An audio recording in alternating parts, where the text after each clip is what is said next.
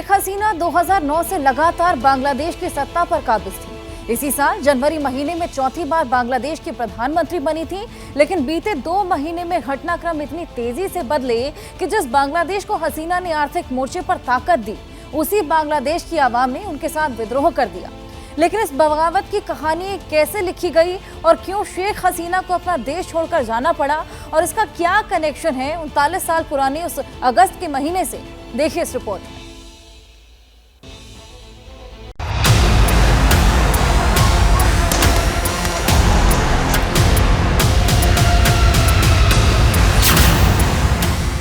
बांग्लादेश की सड़कों पर गदर, कैसे खत्म हुआ हसीना का सफर।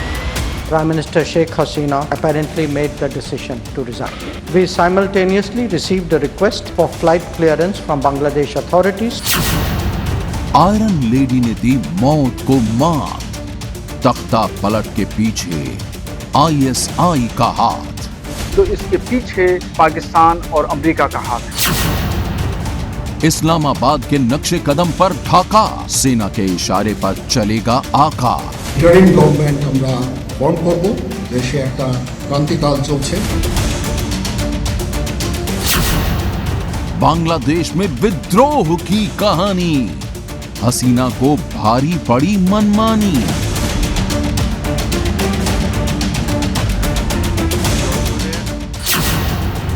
दहशत भरा 5 अगस्त, हसीना के सिंहासन का अस्त।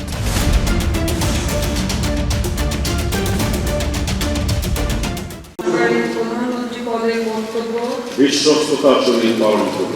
বিশ্বস্ততার সহিত পালন করব।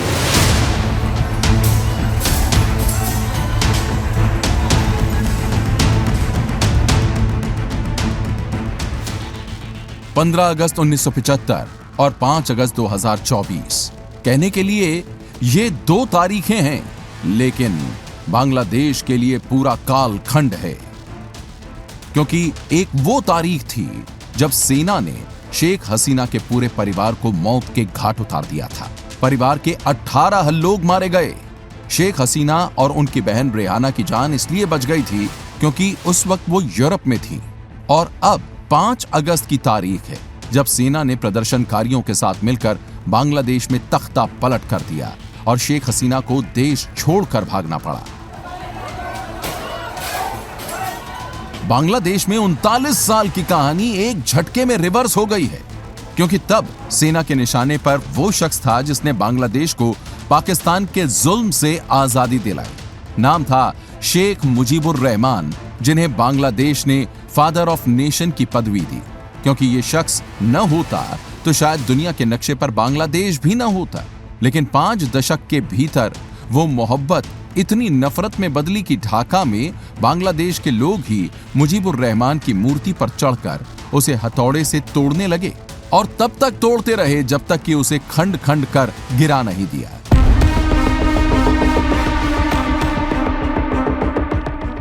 क्या बांग्लादेश के संस्थापक मुजीबुर रहमान की इस बेइज्जती की वजह उन्हीं की बेटी शेख हसीना है? आखिर शेख हसीना ने ऐसा क्या किया कि जिस बांग्लादेश को बनाने में एक लड़ाई शेख हसीना के पिता मुजीबुर रहमान ने लड़ी, उसी देश में उनकी बेटी के सत्ता में रहते हुए लिए गए कुछ फैसलों से जनता को तानाशाही की बू आने लगी।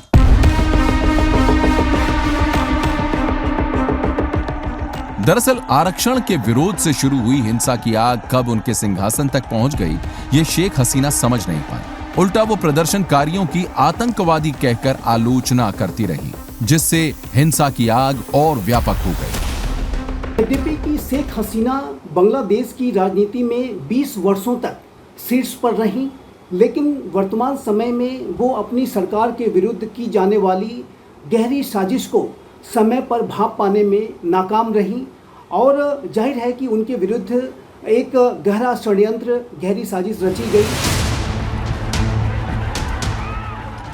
बीते 24 घंटे में बांग्लादेश में बहुत कुछ बदल चुका है। जो ढाका शेख हसीना के इशारे पर चलता था, वो हिंसा की आग में जल रहा है। ना पुलिस प्रदर्शनकारियों को रोक रही है और ना सेना उन्हें समझा पाई। देखने पर सब सोची समझी साजिश लगती है, जैसे मानो इसकी पटकथा कब से लिखी जा रही हो, क्योंकि शक की सुई ISI की तरफ है। मुझे लग रहा है श्योर विदेशी ताकत है। मुझे श्योर लग रहा है जे ISI का हाथ है। अब स्टूडेंट्स के पास तो बंदूक नहीं है। बांग्लादेश में शेख हसीना की चुनी हुई सरकार का तख्ता पलट किया गया तो इसके पीछे पाकिस्तान और अमेरिका का हाथ है। हालांकि ऐसा नहीं है कि बांग्लादेश में पहली बार तख्ता पलट हुआ, वो पहले भी इस बीमारी को कई बार झेल चुका है।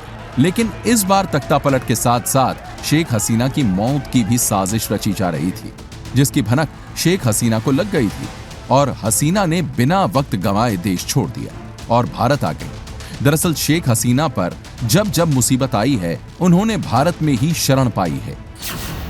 1975 में जब शेख हसीना के परिवार को सेना ने मार दिया था, तब भी शेख हसीना 6 साल तक भारत में रही थी। इसलिए इस बार कब तक रहेंगी, ये बड़ा सवाल है।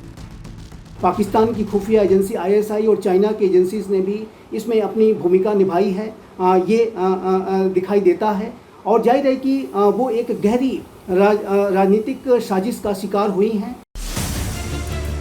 भारत बांग्लादेश में घट रहे हर घटनाक्रम पर नजर बनाए हुए है, क्योंकि एक तरफ बांग्लादेश के साथ उसके रिश्ते हैं, तो दूसरी तरफ उन भारतीयों की टेंशन भी है जो बांग्लादेश में रहते हैं।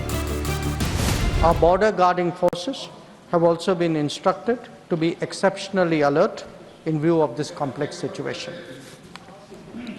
In the last 24 hours, we have also been in regular touch with the authorities in Dhaka. This is the situation as of now. दुनिया में सबसे लंबे समय तक किसी देश की सरकार की मुखिया रहने का रिकॉर्ड शेख हसीना के नाम पर है। शेख हसीना 20 सालों तक बांग्लादेश की सत्ता पर काबिज रहे। उनका राजनीतिक सफर 4 दशकों का है, लेकिन इस बीच उन्होंने कई बार मौत को मात दी। पहली बार साल 1975 में जब उनके परिवार की हत्या हुई तो वो देश से बाहर थी और संयोगवश बच गई। फिर साल 2004 में उनके ऊपर ग्रेनेड से अटैक हुआ, जिसमें वो बहुत बुरी तरह से घायल हो गए। इस हमले में 24 लोग मारे गए थे। इस बार भी कुछ ऐसी ही मंशा थी, लेकिन वो बच गए।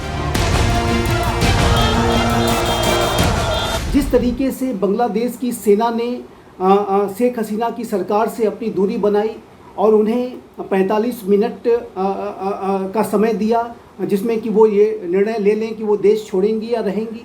ऐसे में यदि वो देश में रहने का निर्णय करती तो ऐसे में उनके जीवन के ऊपर बड़े खतरे आ सकते थे। शेख हसीना 76 साल की हैं। राजनीति के हर उतार चढ़ाव को देखा है, लेकिन सवाल ये है कि क्या यहां से वो कमबैक कर पाएंगी? तो मेरे असेसमेंट के मुताबिक अस्थायी ही है और फिर से लोकतांत्रिक शक्तियां वहां पर अपना प्रभाव स्थापित कर लेंगी और वहां पर लोकतंत्र की बहाली होगी, ऐसा मेरा विश्वास है।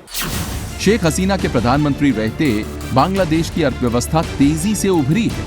आर्थिक प्रगति के मोर्चे पर उसने पाकिस्तान और अपने कई पड़ोसियों को बहुत पीछे छोड़ दिया है। बीते 1 दशक में बांग्लादेश की प्रति व्यक्ति आय 3 गुना बढ़ चुकी है। वर्ल्ड बैंक के मुताबिक बीते 2 दशक में बांग्लादेश में 2.5 करोड़ लोगों को गरीबी से बाहर निकाला गया है। लेकिन एक तख्ता पलट ने बांग्लादेश को कई साल पीछे कर दिया है।